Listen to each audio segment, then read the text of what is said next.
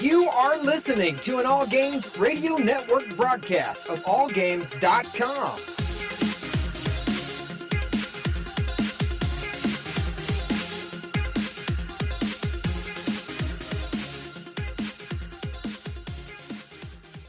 What's up, guys? Yomar here, aka YogiZilla. I just have a real quick call to action today. If you want to support the Geeky Answers Network, it's a really simple thing you could do. We give you a few links, and all you gotta do is click on them, share them, like them. You do all the social media stuff.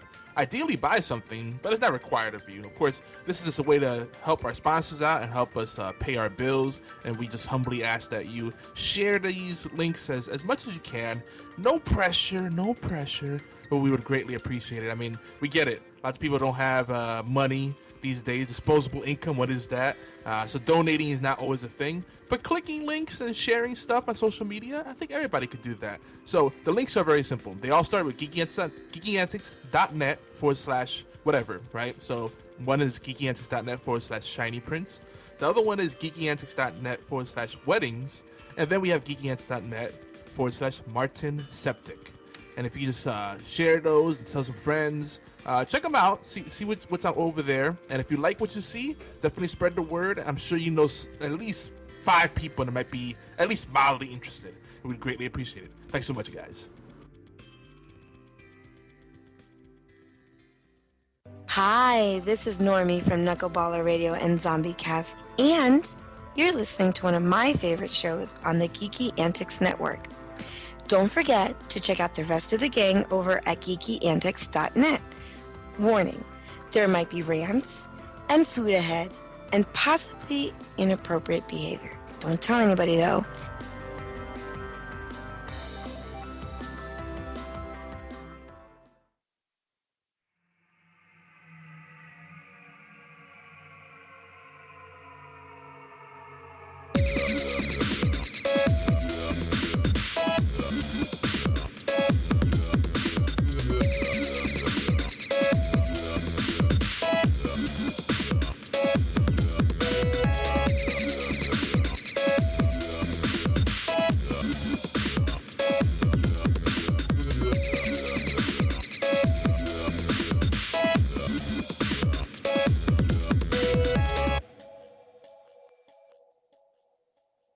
And what's up, germs, gents, geeks, gamers, whatever you guys are out there that's listening to us. It's HorsePLAY Live. What's up, guys? Today, Thursday, May 19th, 2016, and this episode 127, doomed to have fun. But, before we get into all that crazy bullshit aside later, I'm joined by everybody's filthy favorite hardcore casual bear lizard, bear, Godzilla, whatever he calls himself every now and then, YogiZilla. What's up, dude? What's up? You put the board, didn't you? You're like, that's it? Dude, I'm sorry. What's up? No, I'm fine. No, you're good, dude. I don't know, man. My stomach is just rocked right now. Just, whew. Yeah, so we started the show a little earlier. We're more than our time. We even did a little pre-show. We did 2 pre-shows. So I guess it might be a short show if you don't feel that well. We'll run with it. Ooh, I'm gassy. Maybe it's going around, whatever you have. Yeah, But, I don't know. I wouldn't, like I said, I wouldn't try to drink some milk or something just to coat my stomach. But, man, I think it's already set in. Whew. Yeah. So what you been up to, man? I'm just laughing because someone in another one of the chats I'm in here said that Battleborn is 2 League of Legends. Then I'm like, ew, no. No, it's not. Everybody sees something that's MOBA-like or MOBA, and they're like, it's League of Legends. Like, stop it. League of Legends is its own thing. It's a great game, but that's toxicity in there. It just makes you laugh. But then they go, oh, I didn't actually play it, but I've seen it a bit. Okay. I know. I'm really thinking about getting Overwatch. Yeah, I think everybody's really hyped about Overwatch. I'm really curious. We're both really big on Blizzard. A lot of people in our community are huge on Blizzard games. I'm really curious to see if it does better on console or PC. I feel like it's gonna do better on PC for a few reasons. It's cheaper on PC. There's a $40 option. That's already huge. Number two, there's already a community for it because people are plugged into people that play Blizzard games usually play more than one Blizzard game. They at least dabble in 2 or 3 of the other ones, right? Like Hearthstone, which is free to everyone. And so because of that, there's already an ecosystem. And number 3, I think MOBAs are still, or anything MOBA-like, is still more popular on PC. On the flip side, Overwatch is something. It's gonna be something fresh. Oh, and it comes out next week. Oh crap! It's gonna be something fresh for console gamers. So tough call. I don't know. I think we'll jump on board on it. I mean, I already had it pre-ordered, and I was gonna cancel it so I get the money back. I mean, I had it pre-ordered for a while back. Like, you know what? I can use the extra money, but I feel like I need to play this for the community. Really give it a real go. I'm gonna like I said before, like I try to get into it where I have, I play a couple different MOBAs, maybe a couple, an MMO or 2, and then, you have your different shooting games and like driving games, and I think this is just one that I'm gonna play probably. Battleborn, I had fun playing it, but I just don't see it happening right now. Yeah, it's a shame because you and I have both had high hopes for Battleborn, and I don't know. Don't get me wrong, I still do. The hype train right now, and maybe I've sunk into that a little bit, maybe, but the hype train that's going on right now is all Overwatch. Overwatch. You're seeing commercials on TV as you're watching your programs. Overwatch, and then you have that one, the one where what's her name talks. I mean, yeah, at the end of the song about, and then even Taco Bell. Everybody could use a hero. That was Tracer, right? You talking about Tracer commercial? Yeah. She's really popular. She's kind of like the mascot for the game. I mean, Taco Bell got involved with the really shitty cups you could get, and it has stuff printed out on it. I mean, the Overwatch hype train is huge, and it has to be because $60. All right, so most people probably have like Amazon or Best Buy Gamer Club Unlocked, where you could get, with Amazon Prime or Best Buy Gamer Club Unlocked, you get 20% off pre-orders of video games and new releases. And I think they define new releases as any game released within 7 to 14-day window. I forget. You have a little bit of time to do that. It really should be a month.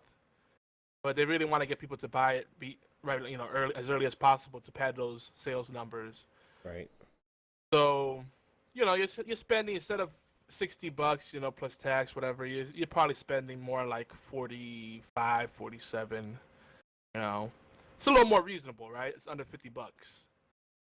Right. But it's still a huge commitment. And while Battleborn and Overwatch are distinct games, they're still similar enough where you have to really think about it. Like, well, it kind of is a one or the other proposition. Well, because if you guys remember, in the before here, within the last 2 weeks, we were both going, we're probably going to get Battleborn because it just sounds better. I mean, there's people are, talking about it and doing stuff. Now everybody's just talking about Overwatch, and it's just in the last couple of weeks I've thought about it, and I have other IRL friends that actually are going to be playing it. And I don't know if I want to pass all that up. It's just like any gamer, I'm looking for people to play with. Yeah, Fatal already broke my heart because he said he's going to be getting it on a PS4. I'm like, ugh. Yeah, I know. I think I have to have a word with him. Well, BFT, I think, is getting it. He confirmed that he pre-ordered it on PC. That's TSE Blades now. Thank you. Well, to me, he's just Oolong, because I can't keep track of all the name changes. So yeah, remember that one, guys. Add him up, at TSE Blades. He also needs to change. You have to have a word to him about changing his profile picture. It's bad. It looks bad when your Twitter avatar is an egg. Right. Well, we're in the midst of the art. Hey, let's get something placeholder up. Anything's better than egg. Oh yeah, I know. Egg just screams, I don't really care enough to bother with this. That's the way I look at it from a marketing perspective. Right. But yeah, I mean, I've heard great things about Battleborn, but I look at my friends list, I don't see anyone play. I think I saw maybe one person play this week, though I haven't been playing that many games myself this week. But still, usually you look on your list, you'll see people playing games on rotation, Division, Elder Scrolls Online, Sprite, Destiny. Those are kind of like the big ones I see on my list. But I see like maybe one person play Battleborn if I'm lucky. I saw more people playing Doom, surprisingly, which that's a game that people really shat on. So. Yeah, like I was telling you earlier too with Doom, it's something that I was watching you play, and it's just like a Halo, or just like that kind of game, I guess you could call it. I don't know how to explain it. It's an arena shooter or an arcade style shooter. Yeah, which like I was watching when we were last first couple times you were streaming, and I was like, damn, you're pretty good at this, because you were just like coming around corners shooting people in the face with a fucking shotgun. Yeah. And then you start getting your ass whipped. You change to a different gun, and it was good. I would, like I said, I would get it. I would get it, but I just right now it's just one of those things. Like, I'm desperately waiting for it to go down $20. Just because I just 30, 35, $40 maybe is on the maybe part, but 60 it's to the point where I just can't. And the thing about the game it looks too, great.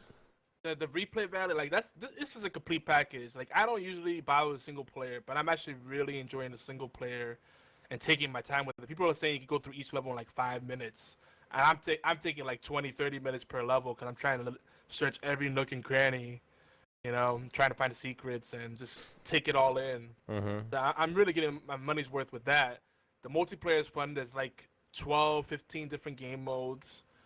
They're kind of iterative, perhaps, in some people's eyes. But then on top of that, you have Snap Map, and there's all the community maps in there. And that's where I feel like if that really catches on, people start making more maps. Like, there's already tons of maps on there, and the game just came out.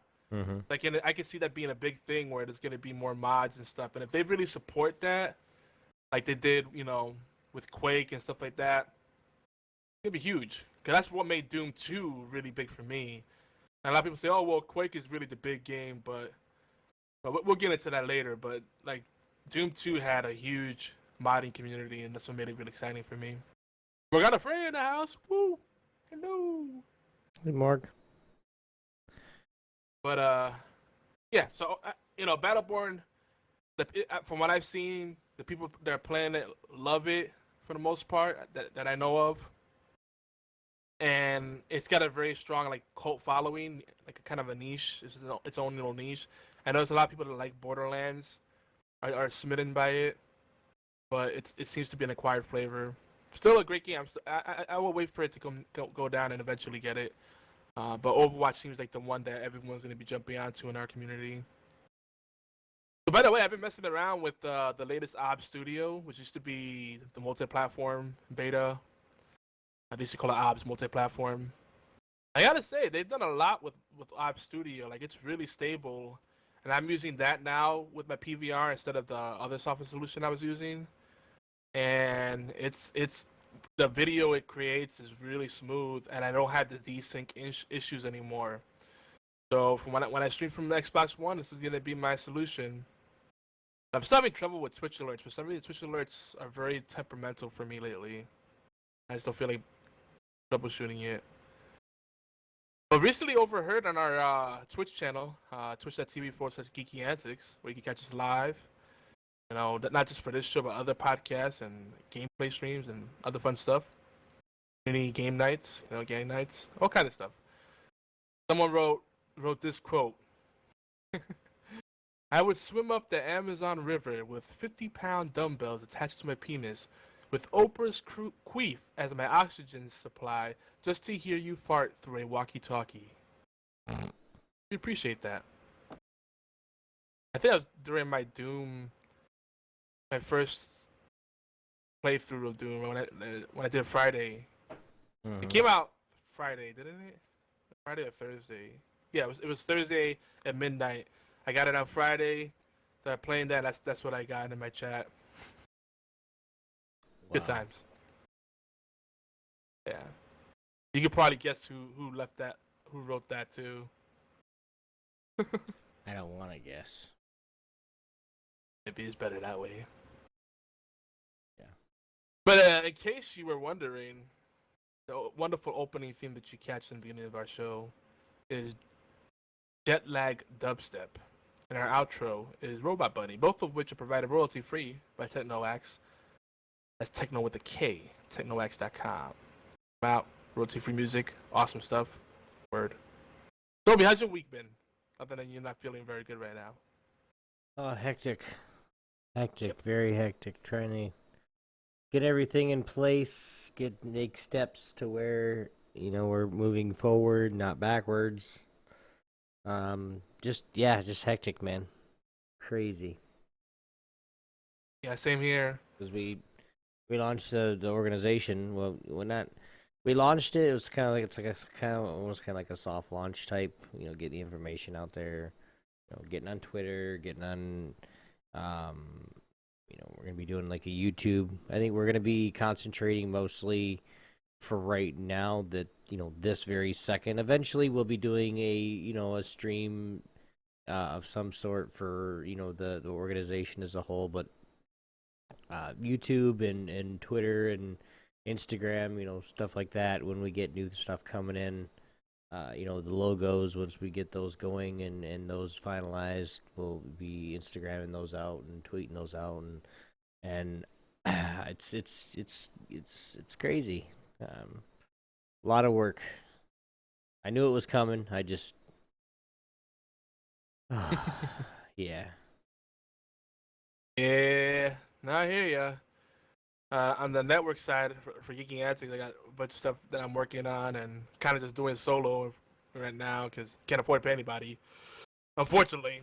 And everybody's kind of doing their own thing, which I understand. Everybody's got their own projects, and now I'm in the process of negotiating deals because it's like the hard thing about freelancing is like sometimes you'll have a nice stable of clients, and then just as when you finally get to a point where you can put money aside and reinvest, like people will flake out, they won't pay their bill, or they're canceled for no reason, and they don't have any issues. Like, is it a money problem? I can work with you on the price? No. Or are you not satisfied with the service? No. Then what is it? And that's kind of what I'm dealing with right now. So after this week, I'm gonna do Retro Friday tomorrow. I'm gonna probably do a dual stream with IB Loud. And I've already scaled back my gaming stuff, but I'm gonna stream even less, which doesn't really matter. I've been streaming just the geeky answers. I don't even stream on my channel anymore. Gotta get focused and work on some revenue streams. I need to reinvest a lot of money, starting with getting a chair that's comfortable to work in, because this thing kills my back. White people problems. Yeah. Okay. Good talk. Yeah. Good talk. What's tonight on the show, B? Tonight on the show, guys, there's some light news covering some of the more obscure topics in gaming this week. We also may very well get stuck talking about TV shows as several shows approaching their final season finale. Guys, we got to. Some of the season finales that we're going to be talking about tonight are just crazy. We'll go through a brief history of gaming, modern FPS faves, and our Doom first impressions. Well, Yogi's. I watched it anyway, but we'll be talking about that. Yep. By the way, guys, if you're new to the show, guys, welcome to the party. It's Woo! Yeah. Woo! I wasn't even thinking about that today, dude. HorsePLAY Live is everywhere you can listen to or download awesome podcasts, including, but not limited to. No, just kidding. I lost my place. HorsePLAY Live. I noticed. I know, right? I'm What did I just talking. run with it? I'm talking about that, but whatever. HorsePLAY Live is the flagship talk radio show for geeky antics in collaboration with AllGames.com.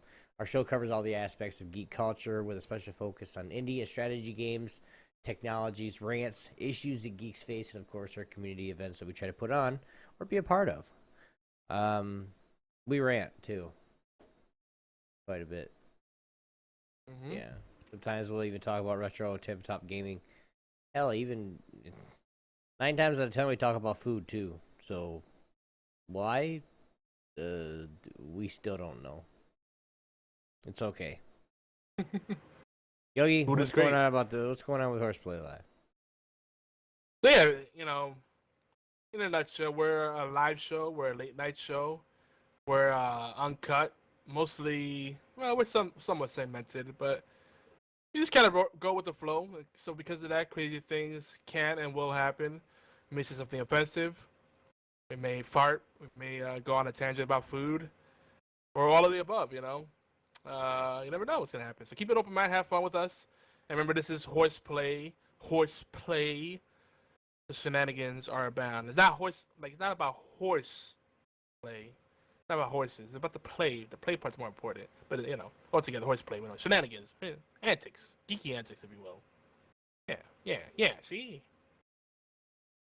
man. Wow. Don't forget, geeks, HorsePLAY Live is every Thursday at 11 p.m. Eastern Time, 8 p.m. Pacific, 4 a.m. GMT. On Twitch channels Geeky Antics and YogiZilla. HorsePLAY Live replay is now available, or also available earlier on Thursdays, right around 5 p.m. Eastern Time, right on allgames.com. And I will tell you real quick how that works. You guys go to allgames.com about 5 o'clock. Go in there, listen to just the intro. Hell, 5 minutes, literally, of the show. Help us out, guys. Give us a view. Give us a like. All the comments, reviews, we love them all, guys. We want them. I do not have a Obi on the pody. The potty. Yes, Obi on the crapper. I don't have an OB on the crapper today. I really don't. I'm just I'm doing everything I can not to. Yeah. Yeah. Okay. Yeah. There's gonna be a lot of truncation. Like with all the white noise that we have here, and probably all the silence, dead air, probably gonna cut out like 20-30 minutes out of the show post production. I'm sorry, man. I'm not trying to. It's your fault. Well, let's move on to the next segment then. It's your fault. That's all I got to say. That's my fault. It's just because. If it's not Okay. your fault, then it has to be mine, and I know it's not mine. Gotcha, makes sense. That logic kind of checks out. Kind of check out. All right, guys, it's time for the obligatory news and rants. Ding! So, folks, we're talking about MOBAs a little bit, and Dota 2 is crowdfunding. They just began their crowdfunding a couple days ago, actually, for their international tournament prize pool. So that's kind of cool. The whole fact that they have some big prize pools for their tournaments. So the fact that they're doing crowdfunding and getting so much money together is pretty insane, because they're like in the millions when they do these prize pools. These are not small events at all. Like Dota 2 has like a top tier esports scene. It's crazy. People don't realize it either. Like, it seems like a niche thing, but it's a strong. And it's funny they don't advertise or they don't stream it hardly ever. So like nobody really even cares about Dota 2. I know, guys. I don't either. They've had a few, actually a handful at least of streamed events on like ESPN3, ESPN2, stuff like that. That's something. It's starting to. Esports is starting to really enter the mainstream, but you still have guys like the Colin Cowherd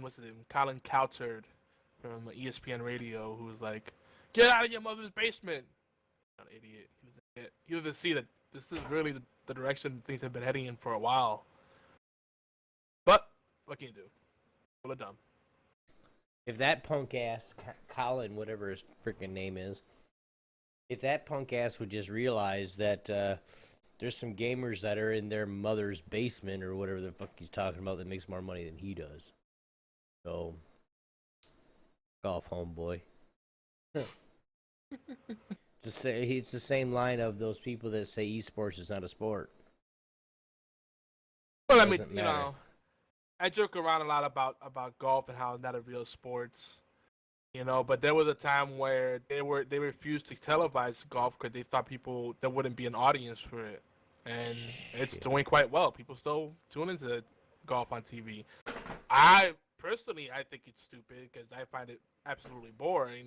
I mean, it's good to go to sleep with, but there's an audience for it, and I guess esports might be the same thing where if you're not understanding, following what's going on, you're not into the sport, then you're not gonna want to watch it at all. Well, it's not only that though. It's not only that it's a it's they're claiming it's a sport. It's a point that people don't understand it at all.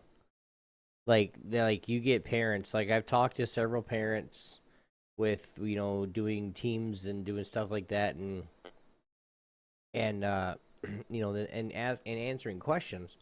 And they're all like, well, really, like, you can make money at this? And I'm like, there's ways that you can make money at this if you do it the right thing, if you, do your social media the right way, if you present right, certain lot of factors.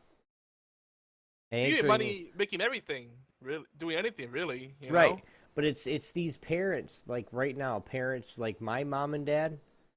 Yeah, they're a little bit older. They don't understand a word, like, why, because I asked, I was like, you think I should get a job if I can? And my dad's like, of course. I'm like, yeah, nah. He's like, why? I was like, because really, I'm already getting what I need from my month. But it's something that I don't want to. If I can make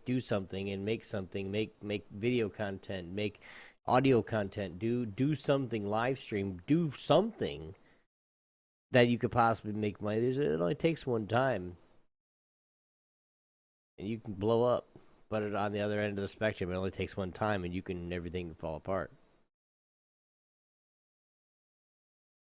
Yeah, now I'm with you. Like I'll be honest, we've been having some money situations, and I get a lot of job leads, and some of them are job offers, quote unquote, and they offer really tempting things, but the amount of bullshit I have to go through, it's just and the amount of ads I have to kiss to make the money. Yeah, I'll be way better off,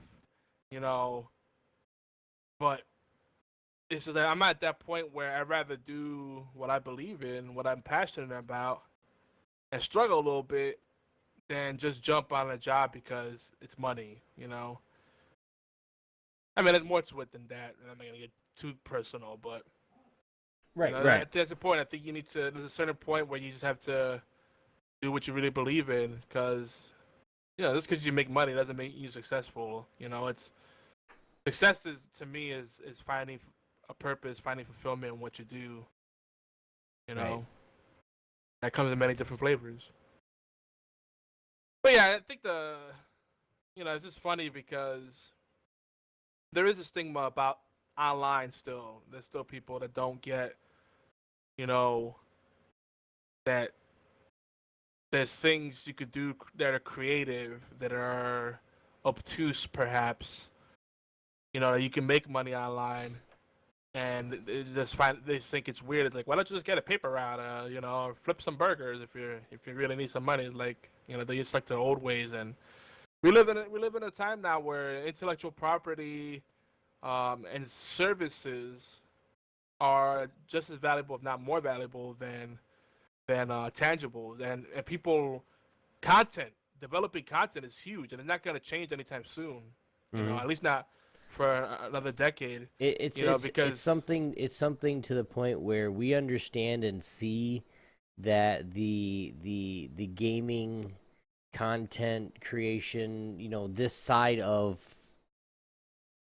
I guess you could just say, computers, or just in general the electronics, it's booming right now. I mean, if you can do it, do it, because like I said before, you get one video that you put out that's just freaking awesome and people like it and it spreads. What happens if you get one video that just goes viral because you freaking raged on something, or you just did something, Oh yeah, you never know. One you never time. know it's It's all it takes. So I mean, it's something that you just, if you really like to do it, do it. If you really love to stream. If you really want to do YouTube, do YouTube. We live in a time right now where people are content raptors. That people just want to consume content. That's like the number one thing. Like binge. Like people don't have time to make a phone call or catch up with family or whatever, and do chores. But people binge watch shows, and they go down the YouTube rabbit hole and all this kind of stuff. Watch a bunch of vines, right? People just want more and more content. That's why people don't have time, because they're spending it used to be the boob tube, now it's all these other things, And look at Ted Bracewell, our friend from Zombie Cast and All Games Network. I've hung out with him, IRL, great guy, and you wouldn't know it, but like he has anxiety issues and other kind of things that he takes medication for, and he's admitted that on the air. But like he seems like he's an everyday guy, but he has his struggles. And one day and he's a really talented artist, by the way. And one day he decided to just throw together a YouTube video. He made an animation. I think he did it like in Flash and then rendered it, whatever. It's like South Park style. It's Combat Kids. You probably heard of it. He didn't expect it to be a huge thing, and he's made thousands of dollars in ad revenue just off that one video. And that's also led to other opportunities, people hiring him to do other work, commission work. So that's the thing. Just do what you're passionate about. Eventually, you'll hit if you really believe in what you're doing. Yep, and that's the thing that you hear about a lot of people like, oh, you're not really gonna succeed unless you love it or you want it. That's it. You have to want it. I mean, if you're just gonna be a casual gamer, you're gonna get the casual return. That's just how it is. You have to want what you're if you're passionate about something, it's not work, guys. I have so much. Yogi has, with everything that he does with the network, stuff that I'm getting ready to start doing with the Top Star Esports. It's a lot of stuff in the background. It's not work to us because we love it. I mean, you love something, go for it, regardless. Especially in gaming. I mean, there's so much room to grow. There's so much room to where, oh, I'm playing the same game as this guy. I'm doing this and this and this. I'm copying him. No, you're not. You just have similar likes in games. There's so much room for you to grow, and basically not copy somebody exactly what they're doing, but be doing something similar to somebody else. The way they stream, maybe the way they converse with their chat, or the way they come at the game, or maybe the way they talk a lot, or they do funny things. They change scenes when they're not actually playing the game, and they have little stuff here this past week. Tim the Tatman, if you guys know him, go check him out. He's funny. At Tim the Tatman. But you guys can go check him out, and he put out a video that just went crazy. It was him sitting in a chair, dancing, doing one of his sub things, and his chair broke. DX Racer broke. And this is a custom chair made, and guys, Tim's not a little guy either. Okay, he's I don't want to. Somebody said he was close to like 280. I mean, 250, 260. He's 6 foot, somewhere in there. But he's a bigger boy. So they had to actually like custom, for a bigger person. And he snapped the base of the chair. on stream. I mean, he made a video, but it was so funny. Just look up if you guys want to watch it. Tim the Tatman breaks chair. It's so funny. It's hilarious. You will laugh for a while after it. I threw my chair once during a stream. I finally beat a super hard boss that was severely under level 4. Good times. Secret of Mana, if you want to check that out. Secret of Mana video on Geeky Antics channel. The last video, I finally beat that damn boss. It was like an hour-long battle. Hour-long boss fight. Insane. How many times your wife and kids come in there and be like, hey, I need your help? Oh, God. That's actually one of those nights where they actually let me be. Thank God. Otherwise, I would not have made it, because an hour just for that boss fight and getting up to it, that was crazy. And Morgan says he's 6 feet and 300 pounds. Okay, well, yeah, and she saw it too. Guys, rumors are coming out that the Steam Summer Sale is rumored to start January or June. January. June. Summer sale in January. June 23rd. That's 2 days after my birthday. Yeah. I'll put a note in there in the show notes so everybody knows. 2 days after OB's birthday. Wow, you didn't need to be a dick like that, but okay. It's calm. By the way, the Steam Summer Sale, so just put some money aside, because you know you're gonna see one thing on sale really cheap, and you'll be like, "Damn, I wish I had the money." But I'm really not gonna be. The only thing that I'm gonna be focusing on for PC here this coming year is gonna be WoW. I'm not really gonna be doing a lot of PC right now. Renee Bones, Princess Kitty, she's back into WoW. You should hit her up. WoW's so cyclical. I'm glad I cut that off when I did. I do not feel any attachment to it. Like, I hear people talking about their first Naxxramas and blah blah blah temple and everything pre Burning Crusade. I'm like, meh. I did dodged a bullet. I did that shit when it was actually new. Oh yeah, I mean, people were talking about hitting. What was the big Master Warden? Was it the highest level you could reach, or some shit? And people selling their characters for $2,000 or more because they spent like, I don't know how many hours, 1,000+ hours leveling up that character. Like, it's just too much. I mean, I played vanilla a while. You know, I dabbled here and there. It's an awesome game. I'm just glad to dodge that bullet, because like I would never get anything done.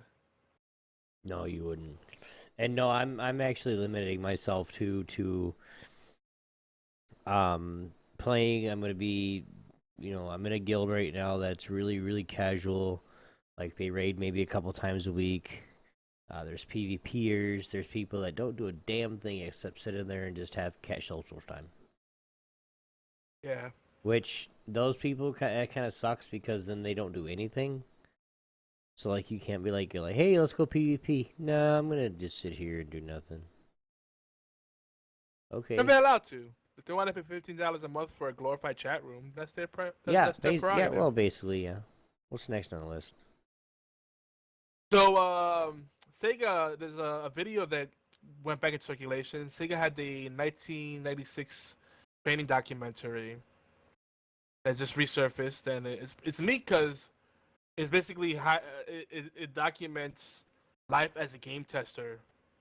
It's really cool, seeing like the fashion of the time and how their offices were, and it was really neat. Like, people testing games on Game Gear and Sega Genesis. What was it? They had the Pico kids handheld systems, and the 32X, and the Sega CD. Sega Saturn was out at this time, but the documentary must have been older, like by the time they finished it. So I guess they didn't show the Sega Saturn in there, but it's just really neat, like a neat little trip down memory lane. And it's just cool too, because even though it's old school, it's still relevant. Like, the stuff the knowledge they share in there if people think game testing is like this glamorous job, like, oh man, I'd love to be just a game tester. No, you don't want it. No. Just because you love video games doesn't mean you're cut out to be a game tester. You have to be detail oriented. You have to be a great communicator, especially in written format, right? And let's just face that, most gamers that we know are not that in any regards. True. And you gotta also think sometimes. You gotta think in ways. You have to play the game two ways. First, find the most common pitfall. Like play the game the way the average person would play it, and then see if it breaks. And then you have to play it, stress test it, and try to break it on purpose and see if you can find design flaws. And then, of course, number one, most important thing is just determine if the game is fun. And if it isn't fun, why isn't it? And objectively say why isn't it fun? What's keeping this from being fun? What's the potential? And what are the opportunities? So it was really cool. Check it out. It's on Vimeo and YouTube, if I'm not mistaken. And a bunch of people reported on it. I always secretly wanted to work for SEGA, but I just can't do the corporate thing. It's not me. It's just not where I am in my life. Once upon a time, sure, but maybe if I'm reborn, who knows? But don't let me stop you. So Blizzard announced their official cheating and hacking policy for their FPS Overwatch. And it seems like they have a very detailed plan on that. We won't go too deep into it, but it's just nice knowing that they have firm plans for that. I mean, with Heroes of the Storm, they've had a very firm plan of attack, keeping that community as sportsman-like and friendly as possible, as accessible as possible. And they've done a great job with that game. Even with Hearthstone, so I think they're gonna do some really good stuff with Overwatch. And again, it's another thing that I feel like PC might be a better place, because they'll have more control over it. On console, I think they're limited on the moderation of the community to a degree. I feel like your hands are a little more tight on console, even though you pay the licensing fees and all that stuff. It's like a different kind of ecosystem, Mm-hmm. So. We'll see. I'm really encouraged by it. And again, Overwatch looks very promising. A couple more things. Pokemon Go, North American registration for beta test is now open. If you're interested in that, gotta catch them all. And Fox released a trailer for the upcoming reboot of the 1975 film, The Rocky Horror Picture Show. You may have heard of it. They're doing a reboot of that. No comment? Okay. Moving on. Nice. I'm anticipating if I need to get up or not. Okay. There's some quick deals for cheap bastards. Dark Souls 3 has already dropped in price. A lot of places have a $10 price drop or more. So is it time to buy now? Or I don't know. My question is, how long will people be playing this? Because I'm kind of curious about the co-op on it. Everybody's like, why don't you have Dark Souls 3? Well, I have Dark Souls 2. Don't you have that? I have Dark Souls 1 too on PC. But we'll see. If people are still playing that Dark Souls 3 in a month, then might be time to buy then. Spaz 2 is now available on Steam Early Access. That's Space Pirates and Zombies, games that I've been watching and a few other people have been keeping an eye on. And here's a little PSA. A lot of people don't know this, but if you have an Xbox One, probably the best deal in gaming, EA Access. $30 a year or $6 a month, pretty more or less. You get access to a ton of EA games. I know, EA is a shitty company these days. But you get access to sports games, shooters, games like Dragon Age, Inquisition, Battlefield 4, Battlefield Hardline, Speed Rivals, Madden 16, whichever Madden 17 is already on pre-order status too, but that's not on EA Access. But a ton of games you can play through EA Access. UFC, Peggle 2, Plants vs Zombies, the original, not the new one. Plants vs Zombies, Garden Warfare, that is. Tons of games for $30 a year. It's a pretty sweet deal. So, Spread the word. 'Cause a lot of people don't know about this great program. And I think I see a Gunny Chief hiding in the chat, lurking. I see you, Henry. Oh, yeah. But make sure you check out Horrible Gamers podcast. Good guys over there. Good bunch of people. They're also syndicated on the Geeky Hands Network, and they're part of the BS Podcast Network. Well, since Obi's not here, just quick shout-outs, in addition to what I just said. Go and check out our friends, our heroes, our sponsors. Go to geekyantsys.net/sponsors or geekyantsys.net/podcasts. You can meet people like 365 Flicks Podcast, Tangent Bound Podcast, the Ghost Man and Demon Hunter Podcast. And there's a lot of great shows. B-Team Podcast. Man, I could go on for a while. The Social Dozen, Gaming Death Podcast. Lots of great shows. Lots of great sponsors. If you have people like Martin Septic Service, Shiny Prince, Jinx Apparel. Ooh. Lots of friends. Lots of family. Check them out over at geekyantsys.net for the podcast and geekyantsys.net for the sponsors. But let's move on. We kind of went long on our intro, and now we're not feeling well. This is our quickie. We're going to briefly look at shooters, because this is something that often frustrates me. Like, people give a lot of credit to Halo and Call of Duty for really inventing the FPS, the first-person shooter genre. That's all right. So that's a true statement when we talk about bringing it to the limelight, perhaps, bring it to the mainstream, perhaps. But there's so many unsung heroes. So if you're passionate about shooters or the evolution of online game as a whole, period, share your favorite games. Maybe share some of the lesser-known games. And we're gonna go some of the games through the year in a roughly chronological order. Very rough chronological order. I think this is mostly right. One we should put it in here. All right. So first up, I would say is Ken's Labyrinth. I think that's the most well-known of the lesser-knowns. It's considered in many regards to be like the first-person game. Not really much of a shooter, but it's the first-person game.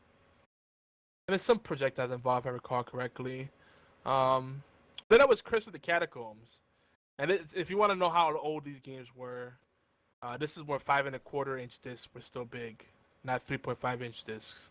Talk about the big blue or black floppy discs, like they're real floppy discs, because they were actually floppy. I used to hate when people would call 3.5-inch diskettes floppy, because there's nothing floppy about them. They were actually quite hard and rigid. Anyway. You back, Obi? Yeah. Okay, you feeling better? No. All right, well, I guess if you want to wrap it up early, just let me know. No, for time, I'm fine right now. So, next one is one that, and there's been some other ones in between, but the next one that's probably of significance is Wolfenstein 3D. Or Wolf 3D for short. Remember, I think the executable was actually called Wolf 3D.exe. This is a DOS game. And it was just, what was neat about this game was that it was really ultra violent. And it looked good for its time. And it's kind of like the precursor to Doom. Because when you look at the little marine dude in the center that shows like your facial expression, your reaction to your damage, it's the same guy in Wolf 3D as it is in Doom. Yeah. But they're not related at all. Like it's not actual continuity, but it's just neat how they kind of reused assets. And to me, Doom is the superior game. But Wolf 3D was important because, you get to kill Nazis. Everybody likes that. And there's lots of secrets. And even though the levels are very simple, like the level design was fun. And it laid the groundwork down for what we're going to see in here. Just a string of ID software games. So Doom. A lot of people say Doom wasn't huge. And that may be true. But it was one of the first games that me personally I saw had significant online multiplayer, and it was mainly set up for LAN play using IPX protocol, which is very big. If you were doing I'm not gonna get into all the technical stuff of it, but it wasn't a very common thing. So what people did was they would have dial into a network, and they would set up a virtual IPX network, and then you could connect with other people and play Doom. Or you could just dial up to your friend and play peer to peer. And it was mind blowing to have something like this. Doom was so popular that for years after, people were still, I mean, for at least a decade later, people were still doing mods for Doom. They designed new engines for Doom to make it look better. I mean, it's ridiculous. The fan support Doom received. One of the first real modding communities, really. Then Hexen, was it Hexen or Riven that came? It was Hexen first, and then Riven later on. And Hexen was really neat because it was Doom with magic. you know, you use fireballs and magic spells and stuff like that. And it was neat. It was a different kind of feeling. And just the change in atmosphere made a big difference. Hexen didn't do as well commercially. Like, they didn't push for it as hard with like the shareware discs and overall marketing efforts. But it had a strong cult following, I would say.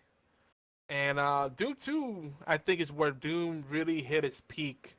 And we really saw like the real potential. I feel that's one we really said this is what the potential is, because Doom 2, at the time, I remember distinctly, magazines, if you went to software stores or even computer stores, they had CDs, that official CD redistributions or ghetto bootlegs of map packs that people compiled on CDs, or on diskettes, depending on what time you got them, man. And it was just neat because so many people were passionate about Doom 2.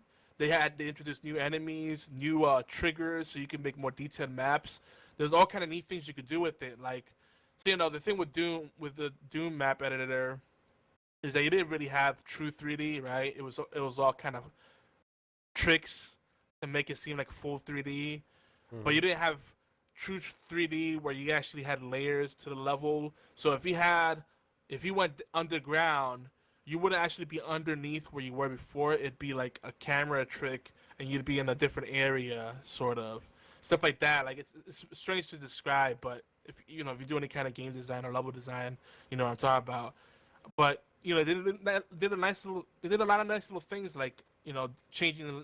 They did a lot of work with texture and lighting, making different types of lighting effects, like local lighting, spotlights, wide area lighting, flickering lights, fog, kind of like pseudo fog. A lot of nice little things like that.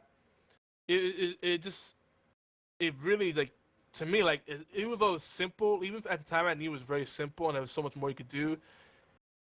That simplicity of it lets you be more creative with it and find ways to take advantage of the tool set, right? And people made elaborate maps. I made some maps on there that were so big that the Doom map editor could no longer load the map, so I had to actually cut my map down. Like, I built my maps out to the limit of what the game's engine could support, and it's just neat just getting to those limits and finding ways to break it.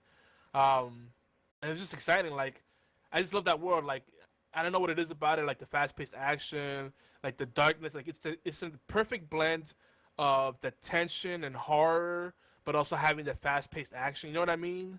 Yeah. Like, it's just the perfect marriage of like what we've come to expect from like a Dead Space meets like a Halo or Call of Duty, like, or Gears of War. And it's good times. Do you have any fond memories with the old school Doom, Obi? I broke mine because I played it so much. What console? Computer, floppy. Nice. So, Corridor 7. Did you ever play this? 7, the big fucking square one. That's what I miss about PC games. PC games used to come in these huge square boxes, a lot of like tabletop games come now, where you lift the lid up and then it's like a little box there where like the diskette and a booklet, and it was a different time. It was a good time to be a gamer. Like now, it's not as magical. It's lost a lot of the magic. Like I swear, like one day, if I'm ever in the money, I'm just gonna like buy up all these old games, original packaging, and just have them up on the shelf. But Corner 7 was neat because it didn't do much to change the Doom formula, but it had like the nice sci-fi kind of feel to it, and the neatest thing that did in that game is that if you played you played different characters online, so you had selectable characters, so you weren't just the ubiquitous hero guy or the random space marine like other games did. You actually picked different characters, and there were characters that had different abilities, and one of the characters had an ability where if you stood still, you would turn into a random item and kind of cloak yourself that way. And usually the item would be some kind of like office thing. So like if you stood still, like something you would turn into a lamp, and you'd have to be smart about hiding next to things that make sense. If someone sees a lamp standing in the middle of nowhere, like that looks suspicious. So the neatest thing, cause I would just like run away from someone and then like hide by a desk, and then they just run past me, and then just shoot them in the back. It was good times. Rise of the Triad. Do you remember this game, Obi? Rot, let's call it. This is the one that, shooting Nazis or zombies has been a time mode tradition. Well, Rise of the Triad had zombies, Nazis, and I believe demons, if I'm not mistaken. It's all kind of blurred in my head, but the big thing about this game is that there was a mercy mechanic. Sometimes enemies would beg for mercy and be like, "No, please, no." You could walk away and spare them, right? Sometimes they wouldn't attack you, and sometimes they turn around and try to shoot you in the back. Oh yeah, Rise of the Triad did have a remake a few years ago. Yep. I played a little bit of it, but I can't really speak too much to the remake. But apparently, that Rise of the Triad has such a cult following that they made a remake. There you go. But that game was cool because I think it was the first time we really started to see significant 3D. We had real vertical gameplay, right? Not just horizontal. So there was actually more depth to the levels. So that was kind of a big deal. Of course, now Quake, which a lot of people say is a de facto game that people were playing around this time in early 90s. In my circles of friends, people were split between Doom and Quake. Quake was amazing. Like, it had really cool weapons. It was a little more on the... To me, it felt a little more on the horror side to begin with. Whereas Doom was initially a little more on the action side. And then they kind of traded places at some point. But eventually, even though people talk shit about Quake 2 and saying that original Quake was better than Quake 3 Arena was cool, and Quake 3 Arena is actually polarizing. But I think Quake 2 was really the sweet spot for Quake series because that's when it really had the modding and you had all kind of cool shit going on, like the zip lines and all that stuff. Like people got really creative with the level design, and I think that's really when we saw true 3D. Full on. I think somewhere around this time, I'm jumping around the timeline because I know Duke 3D came out somewhere around this time, and then Unreal. I don't remember which one. I think Unreal came shortly after Duke 3D, and the thing that was impressive. All right, so Duke 3D, everybody knows Duke 3D. That game again was faking the 3D. But it was just cool because they had a lot of cool gimmicks, strip clubs, a lot of secret passageways, and it actually really good level design. Like there's a lot of secret passageways in there that made it really cool. Like the multiplayer in that game was fun, and good sense of humor, fun weapons, right? Good times. Duke 3D. I think Duke Nukem kind of overtook Serious Sam in popularity. Though some people still like Serious Sam, but Unreal to me. This is the next one. Unreal. Oh, do you remember playing Unreal when it first came out? I think so, but Not Unreal Tournament. Oh no. So Unreal was amazing because this was like part of the push for the Unreal Engine, and not just that. With that, people, the 3DFX cards started coming out. These were like budget video cards that performed like they were monster cards, and the things that these video cards can make even a shitty 486 computer or a entry-level Pentium do at the time was insane. So when Unreal came out, I think I was running at the time I was running a Pentium something with MMX. It was top of the line for the time. I know it was like 90 megahertz, whatever, 133 megahertz, and that was considered a big deal. Was it 233 megahertz? I don't even remember anymore. I mean, 46 you had like 23 megahertz or 33 megahertz. That was like considered fast. So to put it in perspective, now we have 1.3, 2.3, 3.1 gigahertz, not megahertz. Wow, we've come a long way. But Unreal was amazing because 90 megahertz master race. There you go. BFT knows what I'm talking about. But Unreal was amazing because you looked at this game, you were like, this should not be on my computer screen right now. How is this game doing this? Like, it had ambient lighting and fog effect and occlusive lighting and freaking reflections on the water and ripple effects. You're like, what? And like the environments were fully interactive. It was crazy. And not only did it look beautiful, but it ran smooth as hell.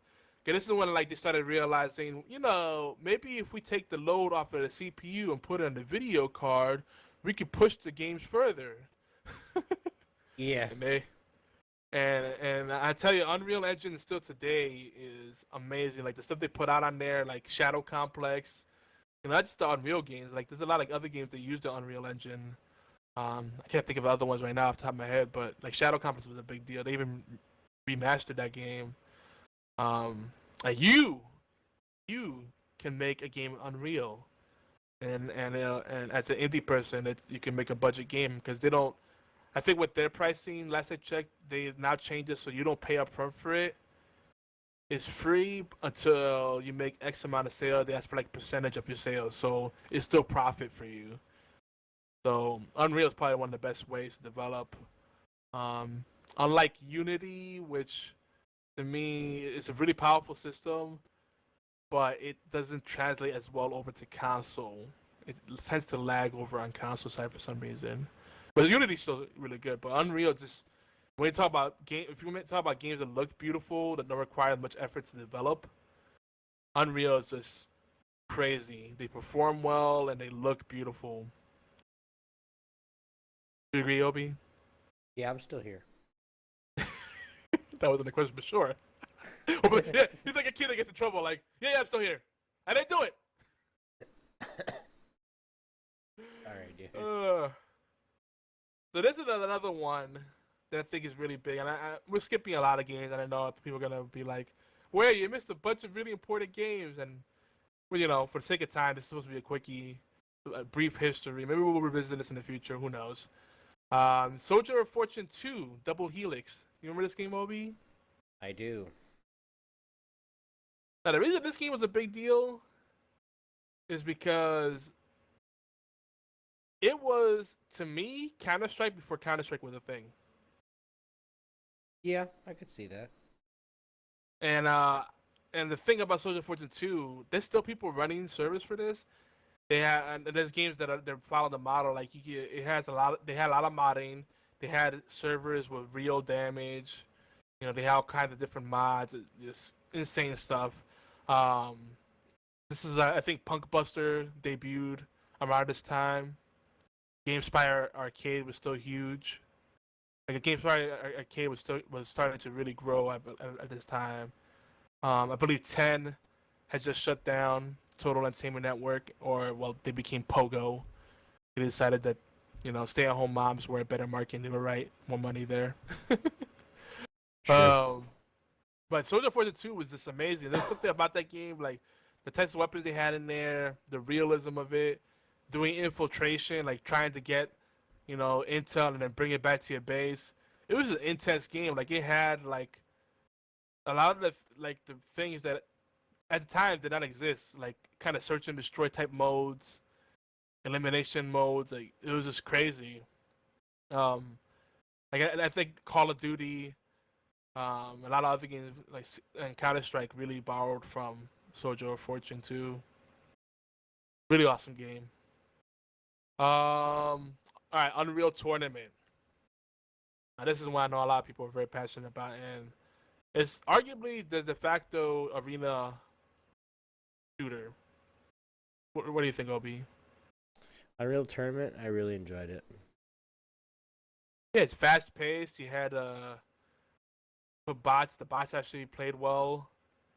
Tons of types of weapons. It was, and then of course destroying people and then having them blow up into gibs, little bloody bits. Yeah.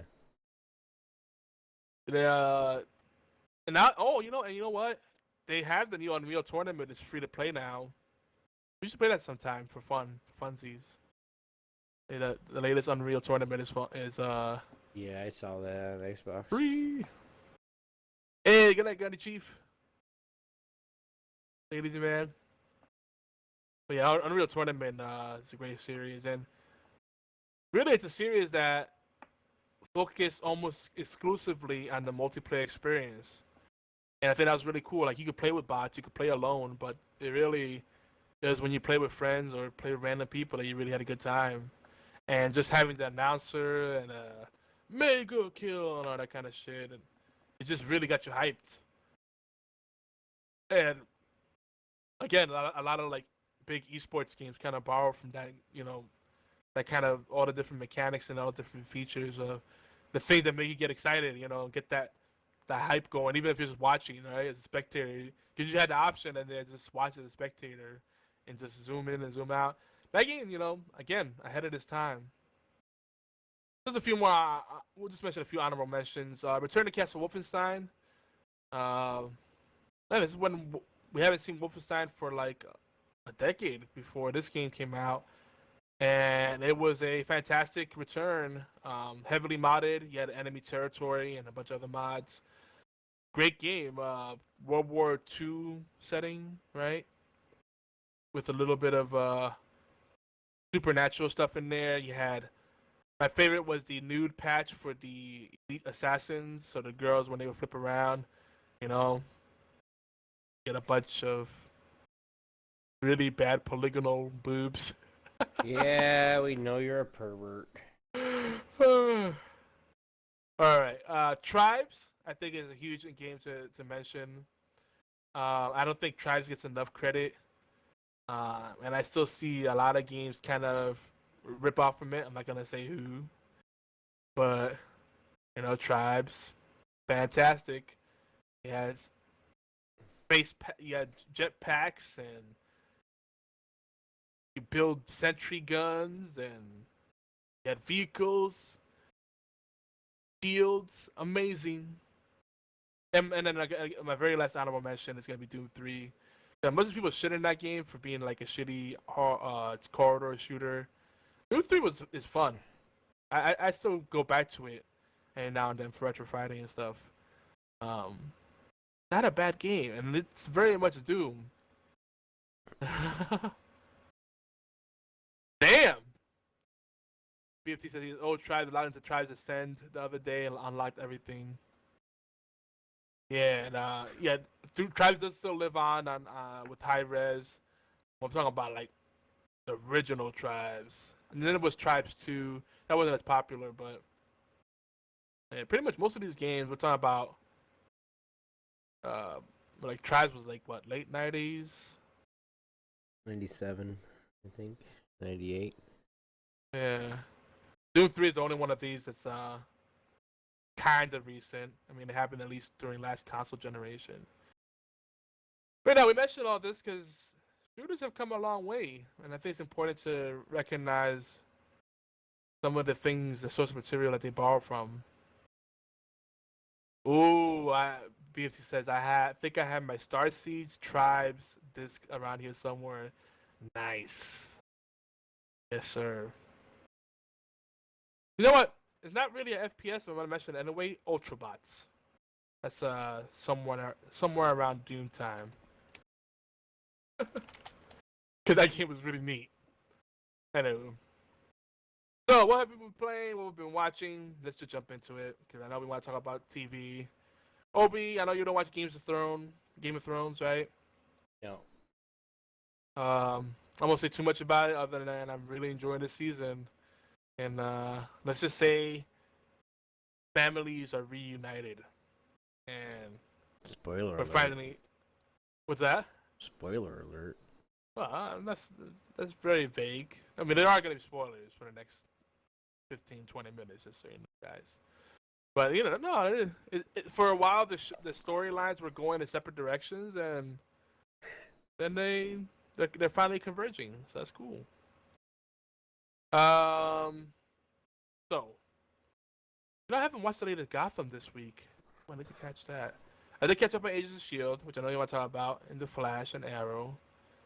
So let me just talk about the shows we don't have in common. The 100, I think they have like 1 or 2 episodes left. I can't wait for them to win. That's all I gotta say. Damn it, I can't wait. Once Upon a Time, Obi, finally has grown on to me. But is it this show has finally grown on me, but is it me or is this show kind of a slow burn at times? Yeah, many times. Like there's so much potential with that show, but sometimes I feel like it just drags on and but The only problem that I've ever seen with that show, and this is just coming, I love this show. I have since season 1, episode 1. The only thing that I've seen that is the problem with that show is when they have to drag out a storyline and they have to actually tell you the storyline, you know, and it takes 2 or 3 episodes when it should only take like 1 or 2. It makes it for a really boring middle parts. Now, when stuff's happening, when they're, you know, going back either to fairy tale land or coming back into town or going back into, you know, whatever they're doing, once the action starts, I mean, it's a pretty action-packed episode, and I mean, hell, sometimes it'll carry over into the next one, and it'll be great. But then you get those 3 or 4 episodes that are just like, I gotta watch this because if I don't, I won't know what's going on. But it's boring. I honestly skipped around. I enjoyed it more when I started skipping some episodes, and I actually realized I didn't miss anything when I skipped those episodes. Like, there weren't questions I had. Like, I think there's only one thing I missed. Was what happened to Red? At some point, like, she disappeared. They still have Granny, but not Red, and Red was one of my favorite characters. The Hattie. Do you want me to tell you? Yeah, what happened? Because I'm probably gonna go back. She turned into a wolf, dude. She ran off? Yeah. Did she? Yeah. Why did she run away? She'll be back. It's one of those things where she accepted her fate, she accepted what she was, kind of thing. She took off and did what she needed to do, and she'll be back. Okay, because like I really like her. I feel like they don't play her up enough. Like she was all over at season 1, and like they started giving less and less roles, and I was like, huh? Well, that actress, she actually was in the middle of a second show at the time. I don't doubt it. No, well, she wasn't supposed to be. That's why they were writing her out. They were writing her out in season 2, and then that other one kind of said, you know, we'll do the same thing, and kind of screwed her on both ends. And now she was finally getting back into it. But yeah, she'll be back. Yeah, because I'm like caught up. I'm on season 5, and I haven't seen her yet. All right. Don't tell me then. Well, hopefully she comes back because I like her. I love when when Granny goes, like she dresses like a drag queen on Halloween Eve or something like that. I was like, what? That's Granny for you. Yeah, Granny's cool too. She takes no shit from anyone. But yeah, Once Upon a Time is a great show. Um, the I think it has some issues with character development. Like Lost Girl had crappy plots at times, but it had good character development, and you fell in love with the characters. I think they finally got to a point, like maybe around season 3 with Once Upon a Time, where the characters were a lot more dynamic because they were kind of flat, right? Everybody made binary choices like, well, I'm a hero, so I always do good things. But now, like, finally, like, the show is like more realistic. Like, everybody has a dark past, everybody has light, everybody has darkness. Everybody made mistakes, everybody does good things, and it's about like these themes. The recurring theme is redemption, right? Like, yeah, it's not about what you did in the past, but what you do to redeem yourself, and talking about the price you pay for your decisions. I wish they'd stop teetering Emma on the light side and the dark side. Yeah. Like in the first 2 or 3 seasons, it was supposed she's the savior, and then all of a sudden now it's like, oh my God, she's the Bane, and it's like, wait, who do we, do we follow her, or, and then she's having her own issues, and then the queen, and when we call people like the evil queen, she's good, sorta. But like when she starts fucking with her again, and it's just like, I don't know. It's just it's like rinse and repeat show. Lately to me. Yeah. No, I felt that same way. Even though they're coming out with and they're slotted for another season next season too, but even though they're coming out with like more characters from the Storybrooke land, there's honestly, I mean, they can dip into it and find some ones, but honestly, there's not many Storybook characters left. Oh, there's tons more they can explore. Not that's gonna make it worthwhile in this show. There's a lot of things they could do. Is like you said, they're hovering too much around this theme of happy endings and the savior, right? Like everything hinges around her. Yeah. So like if they could get away from that a little bit, they could explore the other characters more. Cause like I think they finally did that by giving Regina her redemption. Like she's finally making the right calls. She's showing that she could be good. Right. Like, so she can get, because that's all she wants is her happy ending. She was the bad guy, and bad guys don't get their happy endings, and that's all she wanted. Yeah. But I think overall she's grown a lot as a character. She realized that the way she was going about things was terrible. I think she honestly regrets her decisions, right? Yeah, I don't know about that. She's good at being two-faced, dude. Yeah, that's true. But she's evolved a lot more than Mr. Gold. Like I love Mr. Gold. Mr. Gold's still a lizard, dude. I'm just saying though, Mr. Gold, and I'm not caught up on everything, but I'm up to season 5, and Mr. Gold, like, you feel for him, but it's like, damn, dude, you had it all, and you freaking keep throwing it away. He had it all, but he wants more. Like, he's just greedy. Yeah. Then that was his downfall back in the Storybrooke.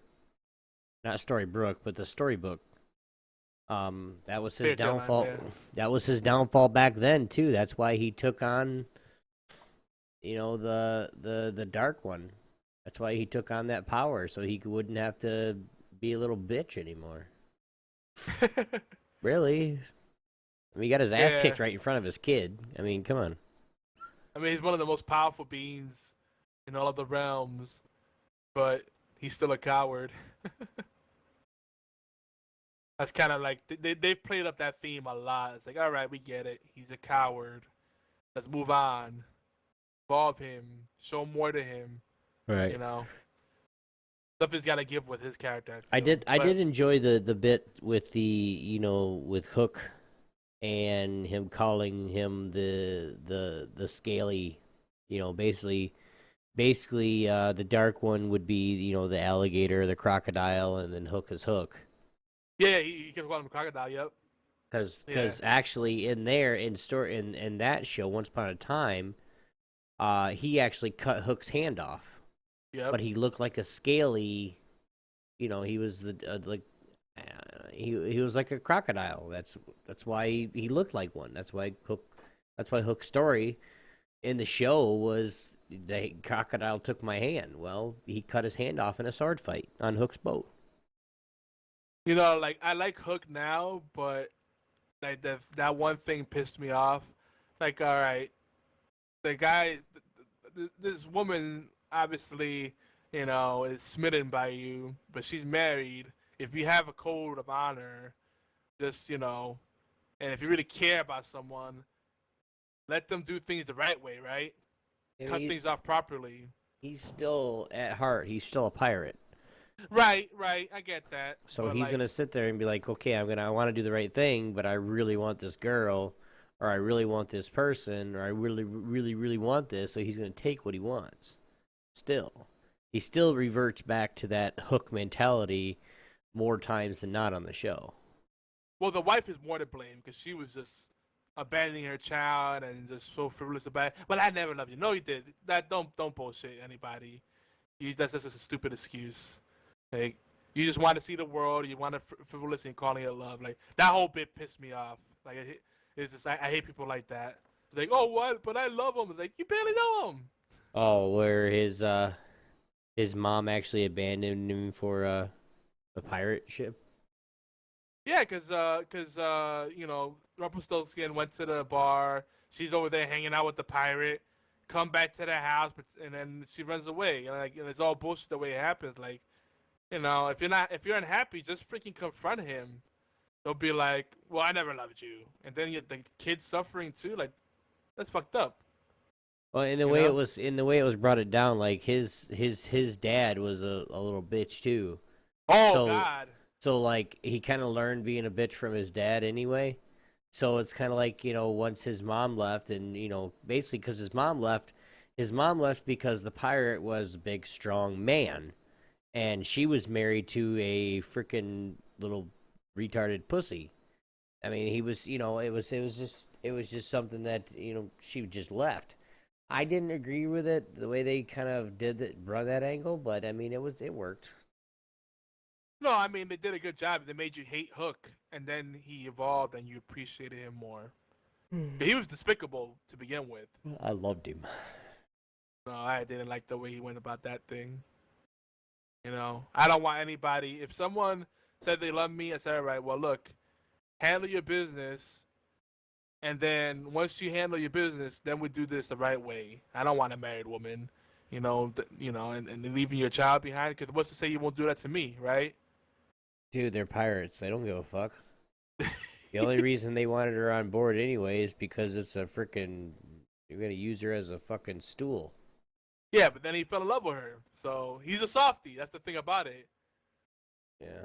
He takes what he wants, but at the end of the day, he's a hopeless romantic.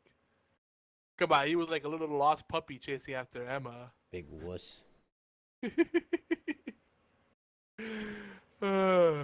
It's funny because him and Gold are a lot more alike than they would like to admit.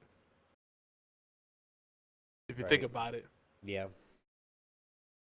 But yeah, so Once Upon a Time, it's a fun show, man. I appreciate it a lot more now. I remember I had gotten into also the spin-off show, Once Upon a Time in Wonderland. I was surprised they never did a Once Upon a Time in Oz. I guess not much they could do there. Man, they probably can. What that Will, the guy that was going out with Belle, who the hell is he? He's from Wonderland, isn't he? Yeah. He's the knave, isn't he? What is his role? I forget, because he's like a character you don't really get to appreciate until you watch the spin-off show. He was somebody insignificant to the show, I know. That's why he didn't last. Yeah, because they try to play him up a lot in different scenes. Like, there was like a history there, and I'm like, why should I care? Like, sometimes I feel like it's one of the problems. Like, they try to build up these other subplots, and they take away from other characters that are actually interesting. You know, like, I care about Granny, I care about Red, and the Prince Charming and Snow White. Though they make me want to gag sometimes, and Oh, yeah. nah, they've done a good job. Anyway, moving on, because I can talk a bit about it. This is fresh in my mind, but all right. So you want to talk about Agents of Shield season finale, Flash, Sure, Arrow? man. Whatever you want to talk about. Which one am I gonna do first? What do you have the most to say about? We'll leave that for last. Probably Shield. Okay. So let's talk about. Let's just start with Arrow then. So it looks like this is gonna wrap up next episode. It feels like, or maybe in 2 episodes from now. I think the next episode will be done. I haven't checked. I haven't looked ahead to see how many episodes left on this season, but like right now, it looks like it's gonna be the final showdown because Oliver has found the light and can finally fight Dark. Yeah, he was pushing him back and finding things, and now he's actually learning to use it, and yeah, it's getting pretty weird at this point. Yeah, that kind of supernatural stuff. Yeah, it feels a little shoehorned in, but I mean, this is a world. Well, no, not the supernatural stuff, because I mean that's what most of the shows that we're watching is like. You got Shield, Flash. It's all supernatural stuff. Yeah, but it feels a little. It's not the point. Arrow. It is, because he's bow and arrow. Like, he's a bow and arrow melee fighter, not a magic user. You know what I mean? Well, I'm glad they're making it more well-rounded because it's a shared universe with shows like The Flash and Supergirl. It makes sense that there's magic in the world and other things going on that aren't just kung fu fights. You know? Right. I just don't know why. Like, I don't know. It almost seemed like him having that role and having the light, whatever. I mean, it threw me for a loop first. I mean, I'm fine with it. I mean, it's gonna happen whether I like it or not. But it's something that it was like, wait, what? He has what in him? Yeah. Like, it was confusing for a second there first. When you think about it, like, if you compare it to like Once Upon a Time or even The Flash, it's all about these like plots where they have to triumph over their inner demons in order to find the light. Right. That's the plot in a lot of these shows, it feels like. Well, just like when Barry lost, he had to go to the Speed Force and all that other bullshit too. I mean, it was like one of those things where it was like a wake-up call for him. And like nobody understands what he's feeling, what he's actually truly, because all he's saying to everybody is like, "We got this, guys." And everybody's like, what? Like, you're way too. Be a little optimistic. No, we got this. Oh, I know. That's the thing about The Flash. Like, that last episode was awesome because we saw. I see why you went oh shit, because was your oh shit about the special appearance? Black Siren. Yes, and the death. Yeah, that was fucked up. But we saw it coming. But Black Siren, which was what's her name? Laura Lance's Earth 2 counterpart or doppelganger. Fucking badass. Oh. I don't like Katie Cassidy that much. I don't like her character that much. I'm not a big Laura Lance fan. She has permanent bitch face. She has resting bitch face. Right. Like, she finally got better towards the end, but then by that point it's like, too little, too late. You remember NCIS, right? Yeah. Tony DiNozzo has done his last episode. Oh yeah. Yep. Tony left the show. He come to find out Ziva. You know who Ziva is, right? The Israeli. Yeah. Her and him, had their moments. Well, a 4 or 5 year old little girl came in the picture, which is his, because Ziva had got killed, supposedly. Had got killed for it, and then the only leaving survivor was the little girl, which is Tony's little girl. It's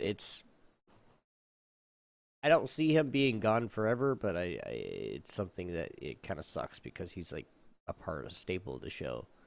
Yeah, like you can't have this. To me, you can't have the show. That's Gibbs, Denozo, and Abby, right? There's Gibbs. No, I'm saying the ones that matter because everybody else has been. Well, the ones that matter to me is the whole team, plus Ducky and Palmer, and Palmer because he's part of that down there. Ducky and Palmer, which is the medical examiners.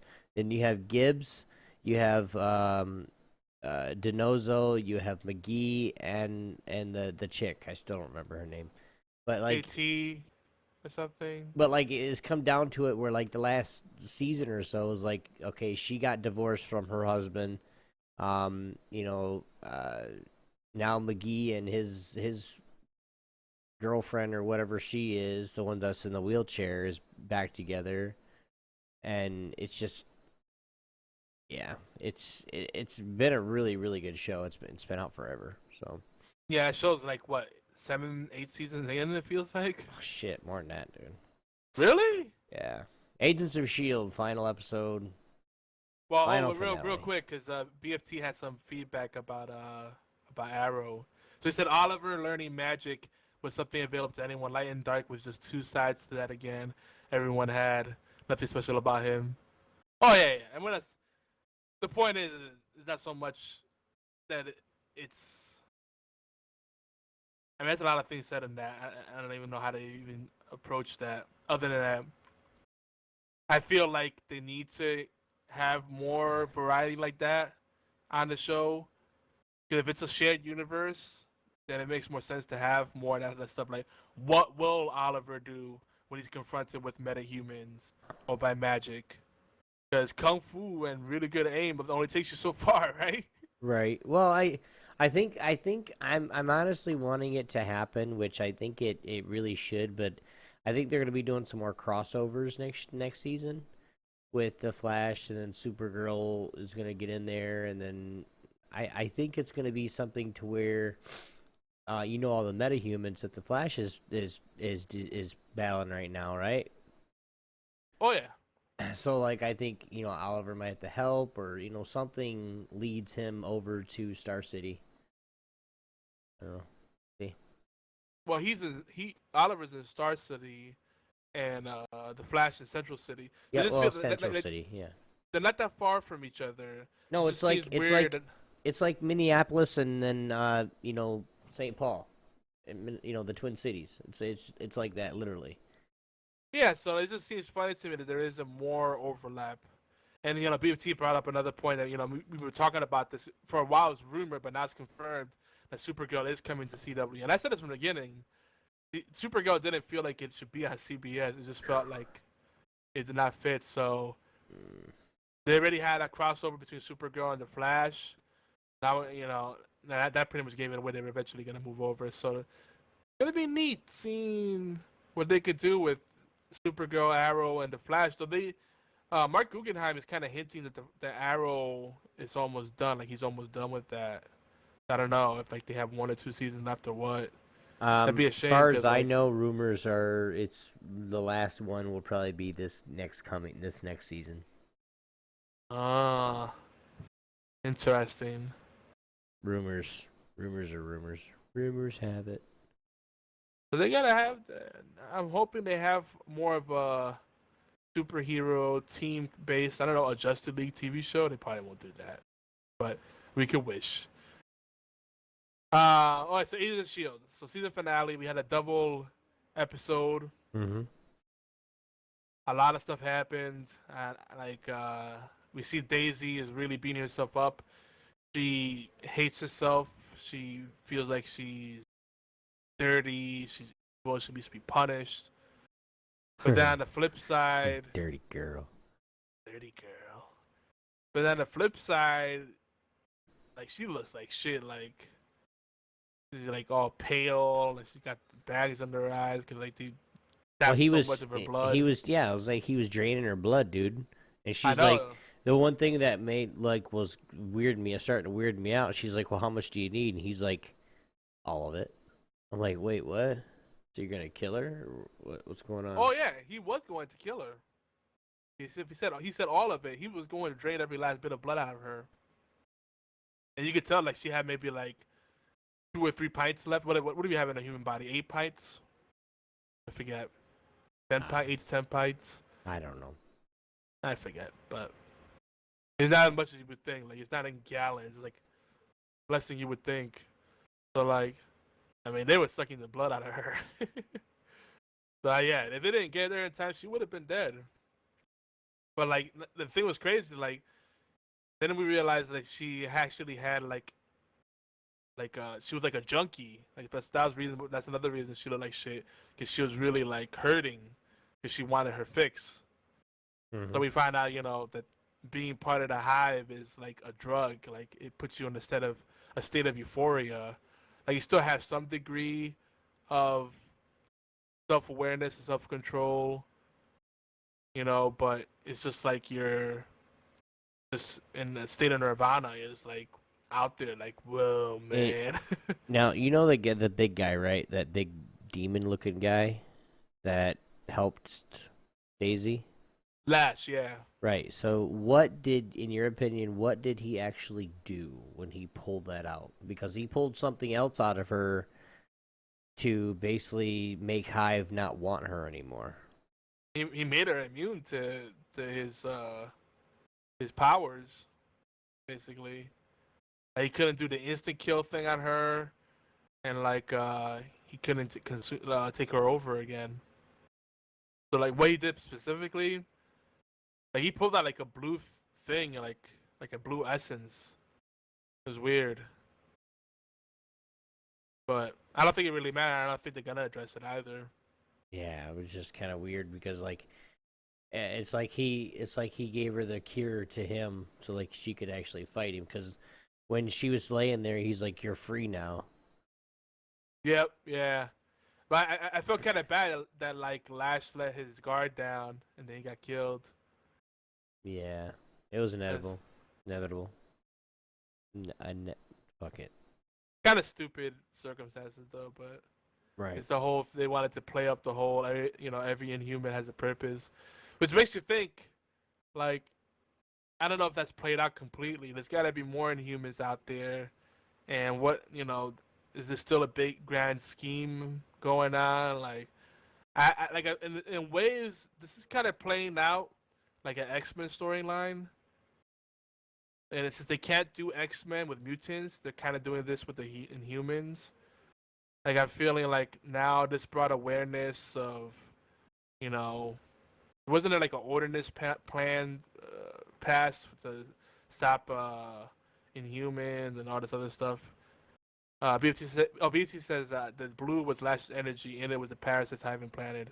That's right. He has the blue energy, and then there was like, yeah, the little parasites that he did. But there must have been something else he took out along with it.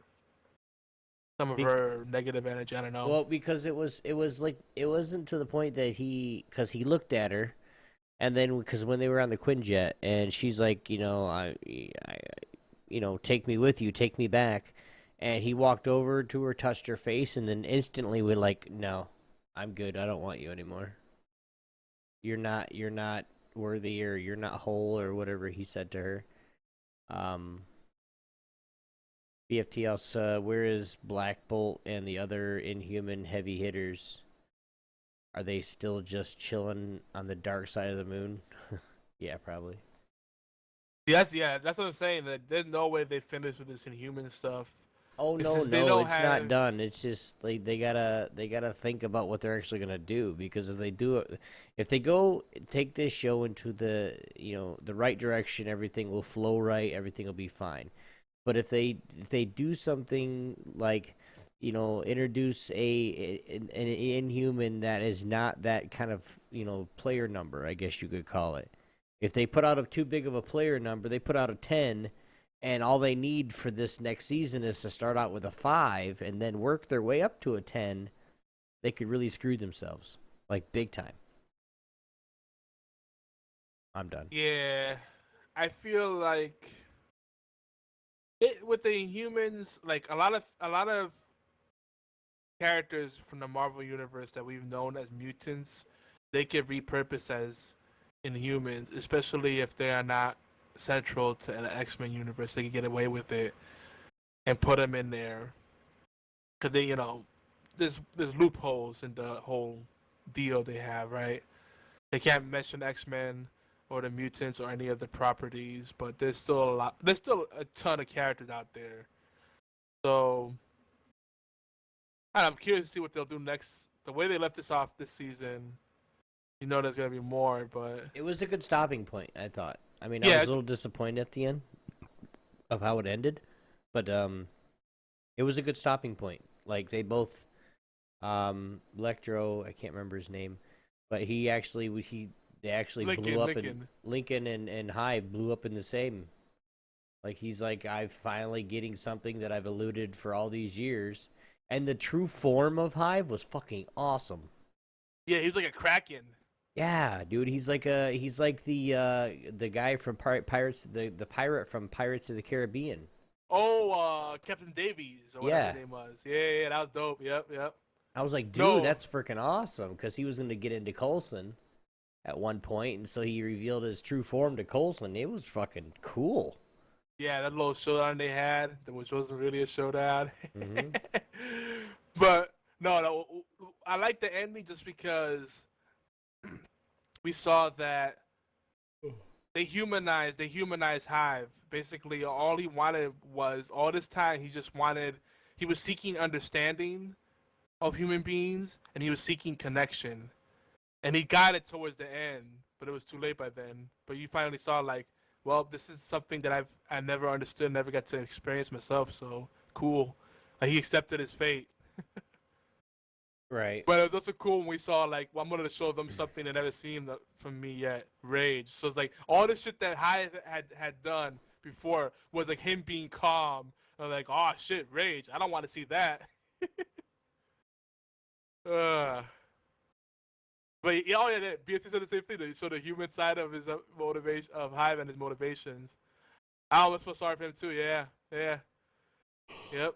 So we're on the same wavelength. Like they did a really good job. Like, all too often you see really black and white, cut and dry kind of things. Like this is the good guy. Good guy's a real Boy Scout, and the bad guy is just despicable. No redeeming factor. Mm. But they played up the fact that I don't know if you noticed with Coulson, he was talking about he made that point about how Lincoln was paying for all of their mistakes. And that's kind of interesting. Like clearly, the mistake that Coulson made that he feels was killing Ward. Right. I'm just wondering how else it could have played out. I mean, I'm wondering who else feels that kind of regret. Because it seems like the way they did, like you were talking about how it's kind of disappointing at the end. They kind of make it seem like everybody goes their separate ways. Right. Well, you got to think about the married couple that basically got caught and had to disavow Oh God, yeah. to not die. Basically, okay, we don't know nothing about them, and then they actually got kicked out because they can't be a part of that anymore because they disavowed the United States. Yeah, because they had to do that to avoid a war. So they had to do that from being freaking executed. Yeah. Yeah, that I hope that they can find some way to bring them back because I've really missed Bobby and Hunter. It's going to be really, really hard to bring him back. Yeah. But I would want them back as something more than a cameo, like a significant recurring role, I felt like they added something to the team. Like right now the team feels very shallow, like it's like there's no one there. Spread really. thin. All right, I have to wrap this up soon, brother. All right, man. Well, actually, it's about So let's just talk a little bit more about Doom. Is there anything you want to talk about that you've been playing lately, Obi? I know you want to wrap it up, but No, I've been playing the same games, doing different things, to getting different little footage things, making like right now, I'm playing a lot of COD and recording everything. Well, an idea came up of worst kills or worst times Obi's been killed or something like that. And we went through went through a lot of the footage and stuff like that, and we probably got about 6 hours worth of stuff where I would just run and I would make a kill or I'd get some hit markers and then jump off the map. Or, yeah. I'd kill the guy, make a brilliant move, but then I'd run out of boost and I'd go, well, there's the ground. Boom. Or I'd do a wall run and I'd be bouncing back and forth, running the wall back and forth, and all of a sudden I'd bounce and then my thumb would slip off my thumbstick, and then I would just fall right down because I don't have a wall to run on. Yeah. That all sounds really funny. I need to play yeah. some more I need to play more Call of Duty. Yeah, as well. You're not playing on Xbox anymore. Right now I'm playing it. I'm just getting on. I do a couple games of TDM. I go do a couple games of Hardpoint, and then S&D, of course. And then I try, by that time, usually when I try to go do some uplink or some capture the flag, I'm so fed up with the game that I just quit. Go play basketball or something. Playing lots of NBA 2K16. I finally got a guy. I'm a 7'3" center. 7'3", yeah, 7'3", 280 pounds. My reach is like 7 foot. So like I rebound everything and I can dunk from freaking the free throw line. It's great. Anyway. Sounds crazy. Yeah, it's great. It's like cheating. Yeah, no, because there's other people that can do that. I mean, it's just I'm learning a lot of things. Like I'm leveling up quite a bit lately to where I'm getting it's over that line to where if you get over this line, you're gonna be really good at one thing, and then then you get in more points and you'll be really good at this next thing. So I'm a center. I don't need to shoot 3-pointers. I can already hit those. Yeah. Makes sense. But no, man, same games. We are gonna be. This is something new. But we're. Fuck, I don't say. No backstory. I've been playing Hearthstone again. Getting in with that. Get my 15 packs or whatever it is. Cthulhu, whatever his name is. Cthulhu. Badass motherfucker.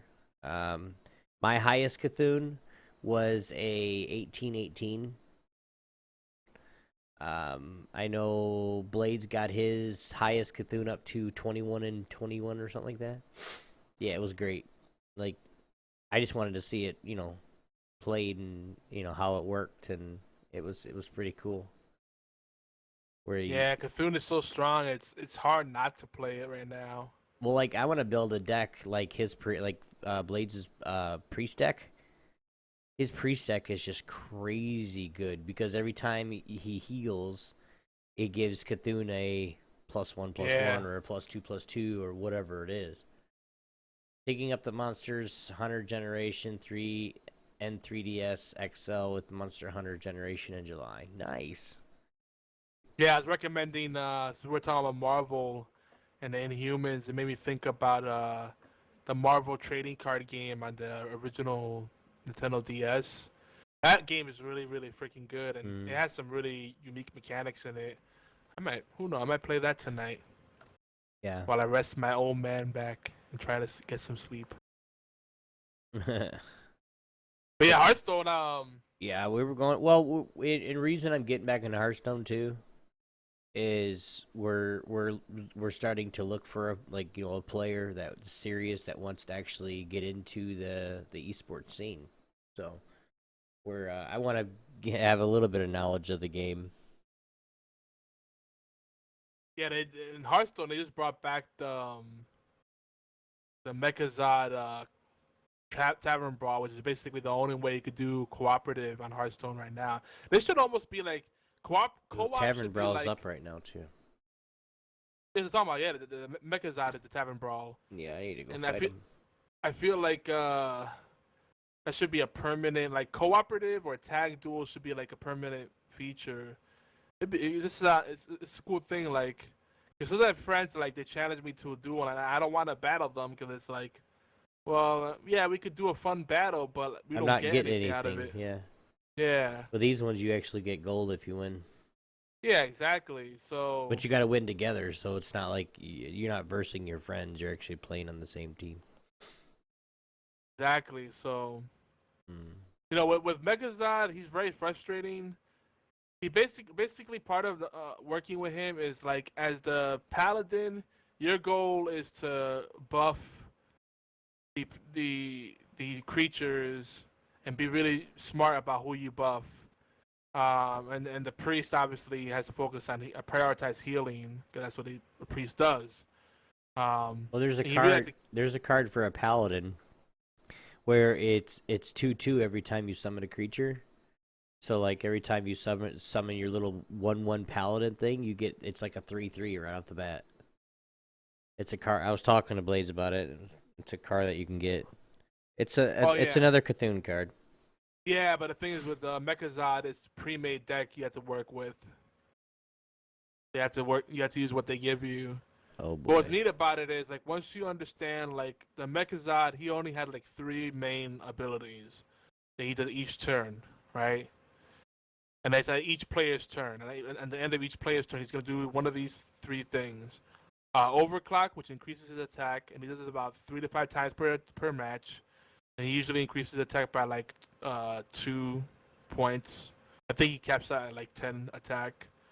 Bomb salvo, he attacks 3 targets at random, and the bombs do damage equal to where his attack is at.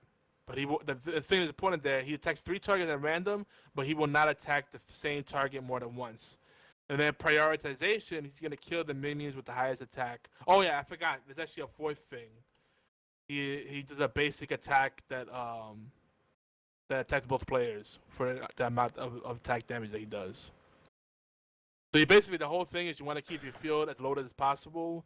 It may be tempting to keep attacking with your minions, but if you're not doing significant damage, you may want to wait to be able to get something where you can add more attack damage, double up the attack damage, etc. You know. The thing with prioritization, he can instantly kill a minion too. There's a lot of fun mechanics. It's frustrating, but it's kind of neat. It helps you work on your awareness and your teamwork. I know you're not feeling well, Obi, so we'll just talk about Doom real quick. I'm still enjoying the game. BFT was saying that he just beat the game. He's put 22 hours into the single player, and he says there's still a ton more stuff he could do in the game. Like he hasn't fully upgraded his weapons, and he missed a bunch of secrets. And he's more of a completionist than I am, so I'm thinking I could probably get it done in like 15 hours. I'm not that hard pressed to find all the nooks and crannies. I'm more just like excited to get through it and be like, I did it. But you know, at the rate I'm going at right now, I'm really enjoying just taking my time with each level. So who knows? Right. The level design is really good in that game, and the sound design, like everything. I'm just really enjoying it. It's fun. It is a fun experience, and it's something relatively fresh right now. It's a pretty fresh experience compared to everything we've been getting recently. I think it's really unique. Well, from what I've watched on it, on your stream, and then other people's stream, I like it. Just like I said, I can't justify really paying that money for it right now. Yeah. I mean, like when you compare it to like an Overwatch or Battleborn, it's a no-brainer in that you're getting a full-fledged single-player campaign and a lot of replay value. With Overwatch and Battleborn, not to beat a dead horse, they're fantastic games, but there's something comparable to it out there on all platforms that's, free. It's hard to justify it. Like, when I look at Battleborn and Overwatch, like, I love them, but not enough to say, well, like, I wonder, like, well, I have Smite, I have Killer Instinct, I don't know, like, I know not similar games, but it's like, there's so much free-to-play content out there.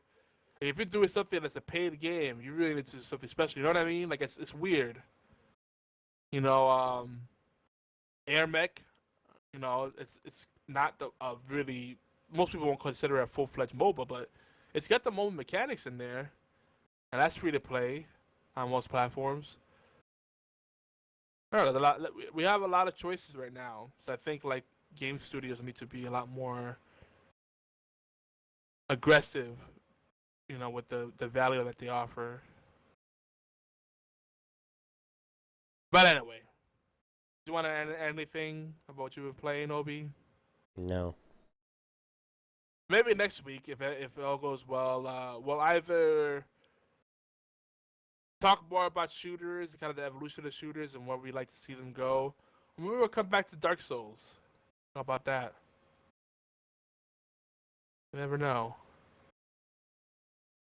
Hopefully, Beard and Hat or BFT or one of our other resident Dark Souls experts will join us to be part of the conversation.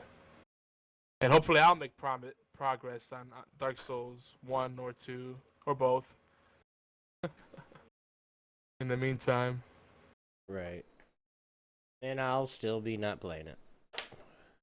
Fantastic. All right. Well, Obi, you don't have to go through the full spiel if you really don't feel like it. Just give people a few ways they can connect with us. Guys, we do want to make sure that we let you know, too, everything and anything that we've talked about tonight. If you have your own opinions, you guys can send us a voicemail or a text message by using the number 646-801-2149. That's 646-801-2149. Give us a shout. I mean, even if it's a text message, we'll get the transcripts, we'll read them out next show, and see what you guys think. Okay?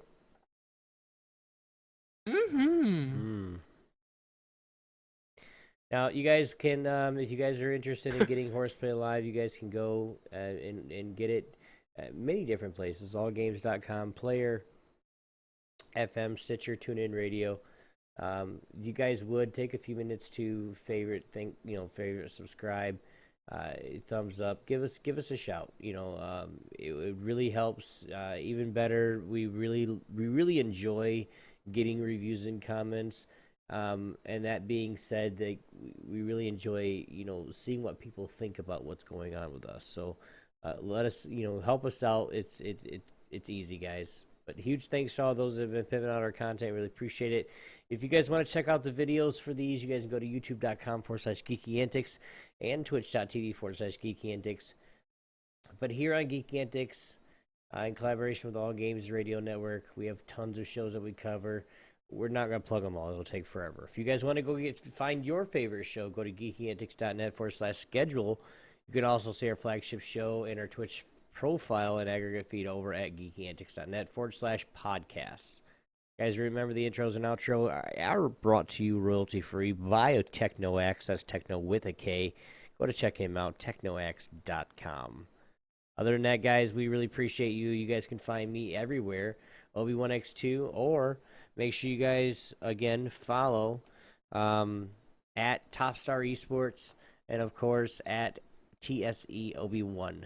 That's Obi1, O-N-E, Obione. There's no X2 on it anymore, but you guys go check it out. Of course, Twitch, Obi1X2, and everywhere else.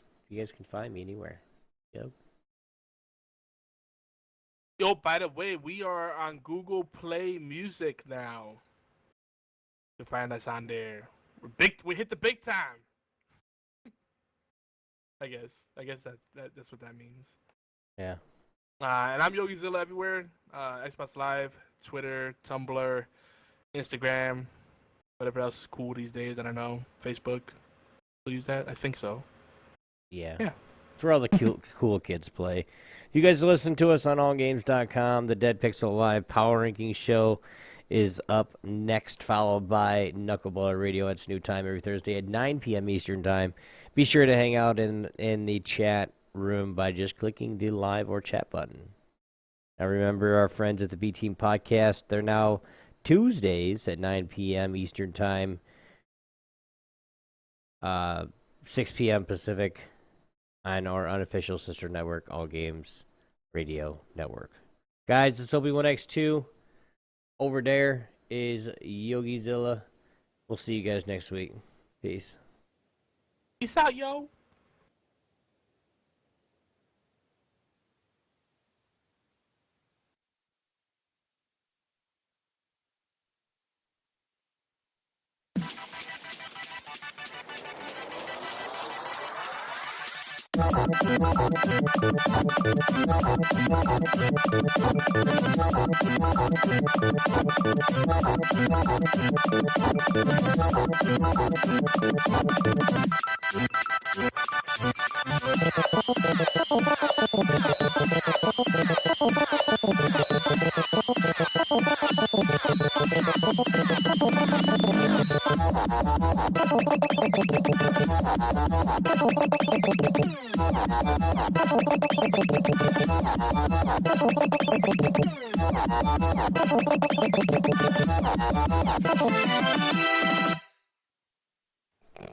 That shit's funny as hell.